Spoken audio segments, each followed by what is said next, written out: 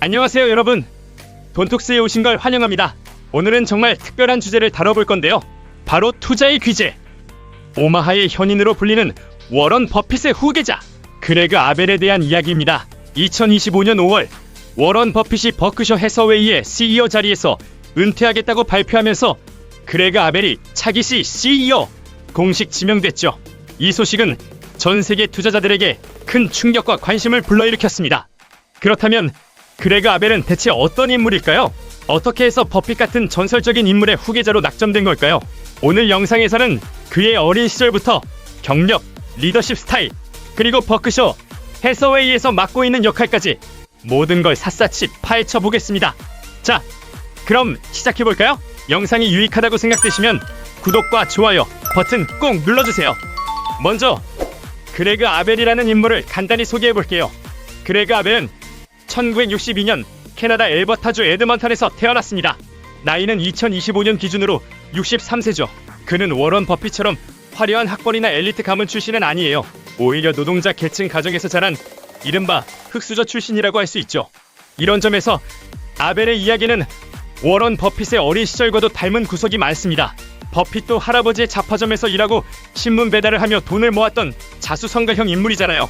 아벨은 학창시절부터 근면함으로 유명했어요. 빈병을 주워 돈을 벌거나 전단지를 배달하고 심지어 소화기를 채우는 아르바이트까지 했다고 해요. 이런 작은 일들에서부터 그는 노동의 가치를 배우고 돈을 버는 데 필요한 끈기와 책임감을 키웠습니다. 게다가 그는 아이스하키 선수로도 활동했는데 이게 단순한 취미가 아니라 그의 성격을 형성하는 데 큰 역할을 했어요. 팀 스포츠인 아이스하키는 협력, 전략, 그리고 순간적인 판단력을 요구하죠. 이런 경험은 나중에 그가 비즈니스 세계에서 복잡한 문제를 해결하는 데 큰 도움이 됐다고 합니다. 그레그 아벨은 1984년에 캐나다 엘버타 대학교에서 무역학을 전공하고 졸업했어요. 아이비리그 같은 명문대 출신이 아니라 지역 대학에서 학업을 마친 점도 그의 소박한 출신을 잘 보여주죠. 대학 졸업 후 그는 세계적인 회계법인 프라이스워터하우스쿠퍼스에서 회계사로 첫 커리어를 시작했습니다. 여기서 그는 숫자에 대한 감각과 꼼꼼한 분석 능력을 갈고 닦았어요. 회계사라는 직업은 숫자와 데이터를 다루는 데 익숙해져야 하고 작은 실수도 용납되지 않는 직업이잖아요. 이 시기에 쌓은 경험은 나중에 그가 대규모 기업을 운영하는 데 큰 자산이 됐습니다. 하지만 아벨은 회계사로만 머물지 않았어요. 1992년 그는 전력회사 칼에너지로 이직하면서 에너지 산업에 첫 발을 내디뎠습니다.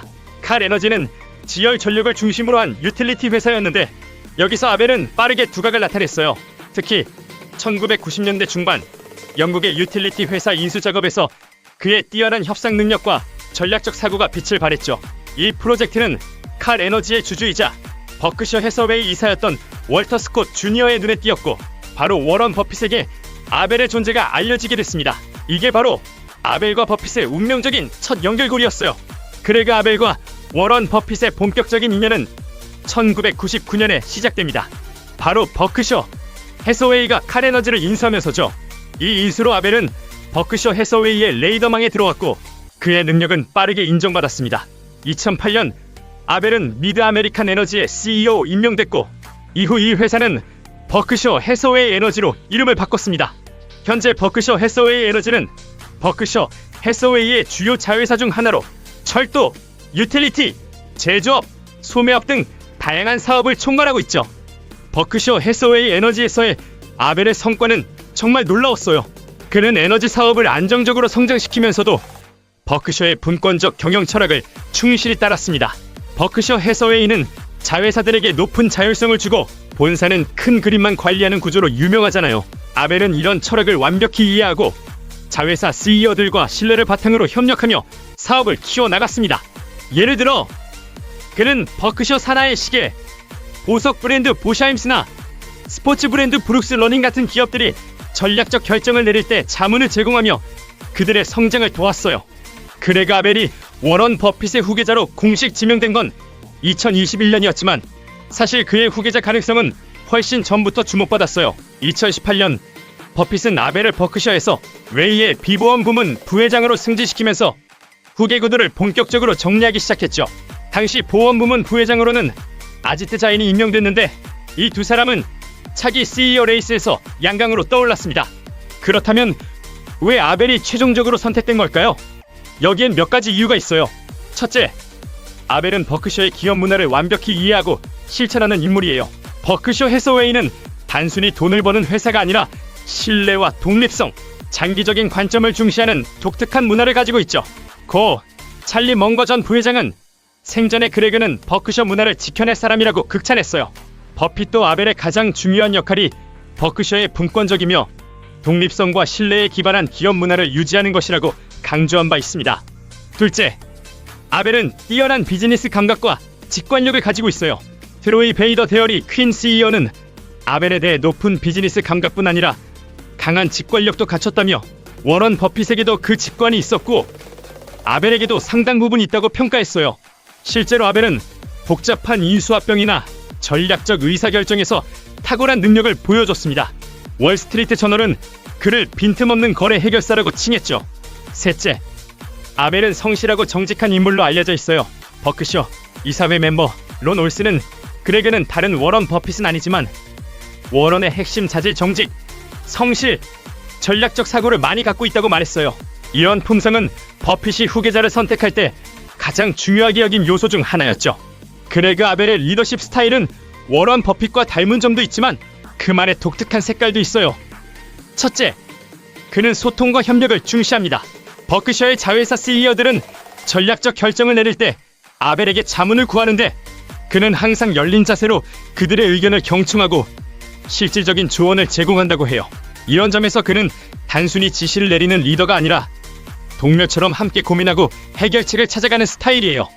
둘째, 아벨은 데이터와 분석에 기반한 의사결정을 내리지만 동시에 직관을 활용하는 균형 잡힌 접근법을 취합니다. 에너지 산업처럼 변동성이 큰 분야에서 일하면서 그는 시장의 흐름을 읽고 장기적인 관점에서 최적의 결정을 내리는 능력을 키웠어요. 예를 들어 버크셔 해서웨이 에너지가 재생에너지 분야로 확장할 때 아벨은 환경적 지속 가능성과 경제적 수익성을 모두 고려하며 사업을 추진했죠. 셋째, 그는 겸손하고 검소한 삶을 살아요. 현재 그는 아이오와주 디모인에 거주하며 버크셔의 본사가 있는 오마하로 이전하지 않고 있어요. 이는 버핏이 소규모 사무실에서 검소하게 운영하는 스타일과 비슷하죠. 아벨은 화려한 스포트라이트를 피하고 조용히 자신의 일을 해내는 타입으로 알려져 있습니다. 그레그 아벨이 2026년 1월 1일부터 버크셔 해서웨이의 CEO 공식 취임하면 그는 몇 가지 중요한 과제를 안게 될 거예요. 첫째, 버크셔의 방대한 포트폴리오를 관리하는 일입니다. 버크셔는 애플, 코카콜라, 아메리칸 익스프레스 같은 거대 기업의 주식을 보유하고 있고 수십 개의 자회사를 운영하죠. 이 모든 사업을 조화롭게 이끌면서도 수익성을 유지하는 건 결코 쉬운 일이 아니에요. 둘째, 버크셔의 기업 문화를 유지하는 일입니다. 버핏이 수십 년간 쌓아온 신뢰와 자율성의 문화를 이어가는 게 아벨의 가장 큰 책임 중 하나죠. 투자자들은 아벨이 버핏의 철학을 얼마나 충실히 따를지 주목하고 있어요. 셋째, 새로운 투자 기회를 발굴하는 일입니다. 버핏은 저평가된 기업을 찾아 장기적으로 투자하는 전략으로 유명했죠. 아벨도 비슷한 접근법을 취하겠지만 그는 재생에너지나 기술 분야 같은 새로운 산업에 더 적극적으로 투자할 가능성이 높아요. 이미 버크셔 해서웨이 에너지를 통해 재생에너지에 큰 투자를 하고 있으니까요. 마지막으로 아벨은 투자자들과의 소통에서도 버핏의 빈자리를 채워야 해요. 버핏은 매년 주주총회에서 솔직하고 유머러스하게 주주들과 대화하며 신뢰를 쌓았죠. 아벨은 버핏처럼 카리스마 넘치는 스타일은 아니지만 그의 성실함과 진정성으로 주주들의 신뢰를 얻을 거라고 믿어요. 자, 여러분, 오늘은 워런 버핏의 후계자 그레그 아벨에 대해 깊이 파헤쳐봤습니다. 그는 평범한 출신에서 시작해 끊임없는 노력과 탁월한 능력으로 버크셔 해서웨이의 차기 CEO 자리에 올랐어요. 그의 리더십 아래 버크셔가 어떤 방향으로 나아갈지 정말 기대되지 않으신가요? 여러분의 생각은 어때요? 댓글로 의견 나눠주시고 이 영상이 재밌었다면 구독과 좋아요, 알림 설정까지 부탁드릴게요. 다음 영상에서 또 만나요.